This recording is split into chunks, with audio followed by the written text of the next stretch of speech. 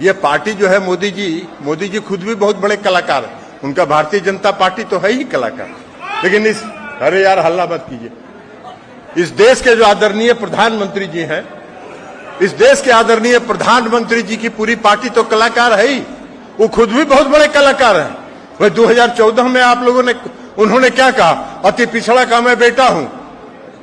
भाई हम फिर से कहना चाहते हैं, कई बार हम कह चुके, क्या आदरणीय प्रधानमंत्री जी, आप में अगर साहस है तो आप यह बताइए कि आप जिस समाज में पैदा हुए वह समाज पिछड़ा वर्ग कब घोषित हुआ, पिछड़ा वर्ग कब घोषित हुआ, यह आप बताइए। तो जो पिछड़ा वर्ग घोषित ही हुआ 1999 में, तो अति पिछड़ा कहां से हो गया? और गुजरात में कोई अति पिछड़ा है क्या? गुजरात में कोई अति पिछड़ा वर्ग नहीं है। बिहार ही एक ऐसा प्रदेश है जहां अति पिछड़ा वर्ग को आदरणीय स्वर्गीय कर्पूरी ठाकुर जी ने अति पिछड़ा वर्ग करके उसको सम्मानित करने का काम किया और उसको पिछड़े वर्ग से अति पिछड़े वर्ग को अलग करने का काम किया। तो आदरणीय कर्पूरी ठाकुर जी ने यह काम किया है बिहार।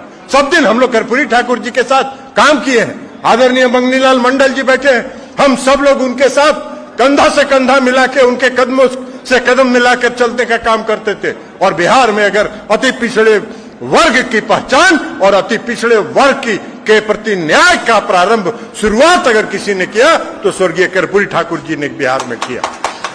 लेकिन मोदी जी भी बन जाते हैं अति पिछड़ा और लोग भी उस भ्रम में फंस जाते हैं। अब बताइए ना, 2014 में मोदी जी ने कहा कि हम चाय बेचते थे। कौन स्टेशन पर चाय बेचते थे आज तक उन्होंने नहीं बताया।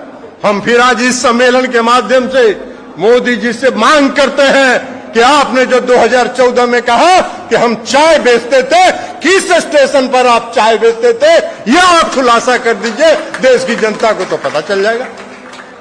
तो चाय बेचने वाला बन जाते हैं, कभी अति पिछड़ा बन जाते हैं। तो ये पार्टी ही वही है, कन्फ्यूज पार्टी, कान में कुछ कुछ प्रचार करता रहेगा, इधर से उधर भ्रम फैलाता रहेगा। आज देश का जितना मीडिया हाउस है, यहां जो साथी हैं हम उनको नहीं कर रहे, यहां जो मीडिया के साथी हैं वो तो मने मन समझ रहे होंगे कि सही है बोल रहा है, लेकिन जो इनके मैनेजमेंट है, इनकी जो व्यवस्था है, उस सब पर उनका नियंत्रण है और उसके माध्यम से दुष्प्रचार करने का काम करते रहते हैं। कभी कहेंगे, मीडिया में देखिएगा 4 दिन तक चलता रहेगा कि नीतीश कुमार और ललन सिंह में टकराहट हो रहा है और नीतीश कुमार ललन सिंह को सेट कर रहे हैं, यही काम में लगे रहेंगे। कभी प्रचार करेंगे कि नीतीश कुमार भाजपा में जा रहे हैं, नीतीश कुमार जी भाजपा में जा रहे हैं, तो ललन सिंह रोके हुए हैं। अरे नीतीश कुमार जी को भारतीय जनता पार्टी ने जितना अपमानित करने का काम किया है, हम नहीं समझते हैं कि कभी नीतीश कुमार जी के सपने में भी भारतीय जनता पार्टी में जाने की बात होगी। अभी आए थे तो इसलिए मीडिया उनका है, वो मीडिया के माध्यम से ये सब दुष्प्रचार करते रहेंगे, करते रहने दीजिए उनको, उनका काम यही है। मीडिया वालों को ये लगता है कि वो जो खबर दिखाते हैं उससे जनता प्रभावित होता है, उनको गलतफहमी है। कोई जनता प्रभावित नहीं होता है, जनता वास्तविकता देखती है और वास्तविकता को जनता ने पहचाना है कि देश को ठगने का काम अगर किसी ने किया है 10 साल में, तो आदरणीय प्रधानमंत्री नरेंद्र मोदी जी ने देश को ठगने का काम किया है, छलने का काम किया। इसलिए देश की जनता सतर्क है, देश की जनता उनके जुमला में अब नहीं फंसने वाली।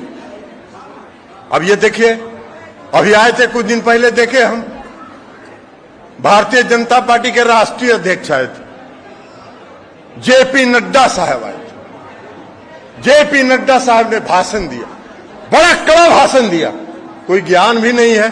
अरे भाई नड्डा साहब अगर पटना आए थे तो जरा पूछिए, वहां से कुछ खबर और सच्चाई न लेके आते, पढ़ के आते। उन्होंने कहा कि क्षेत्रीय पार्टियों को हम खत्म कर देंगे और किसी को हम अब नीतीश कुमार को भारतीय जनता पार्टी के कंधा पर नहीं चढ़ने देंगे। अरे नड्डा साहब, नीतीश कुमार जी एनडीए में थे 2005 में, 2005 के अक्टूबर में, नवंबर में जब सरकार बनी तो उस समय जनता दल यूनाइटेड की संख्या थी 88, 88 सीट पर जनता दल यूनाइटेड चुनाव जीती थी और भारतीय जनता पार्टी थी 55।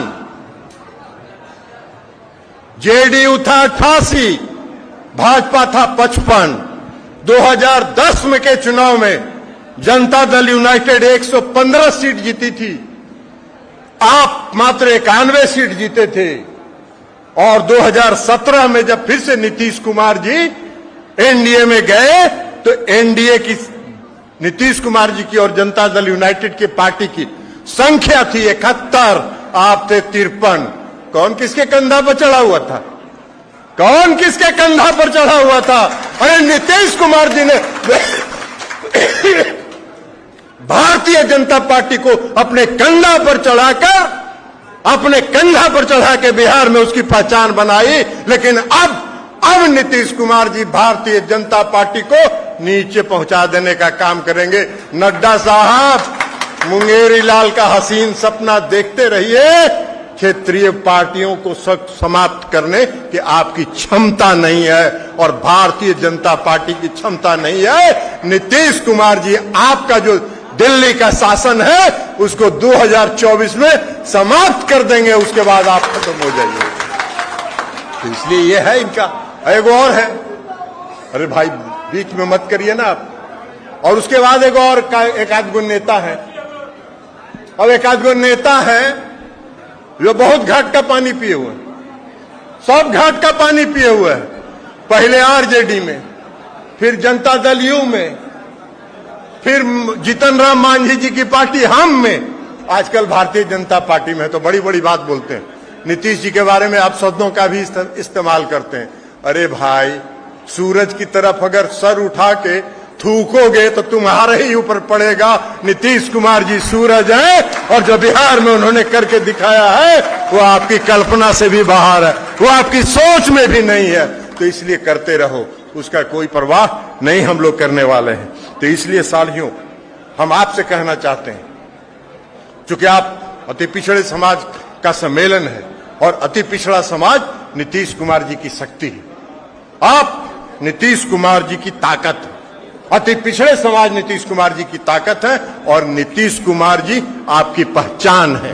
जब तक नीतीश कुमार जी हैं, अति पिछड़े वर्ग के साथ कोई अन्याय नहीं कर सकता है, कोई अन्याय नहीं कर सकता है। तो इसलिए साथियों, आप सबों से हम आग्रह करेंगे कि आप सभी सतर्क रहिए, सचेत रहिए और हर जगह नीतीश कुमार जी का झंडा बुलंद करिए, एकजुट रहिए।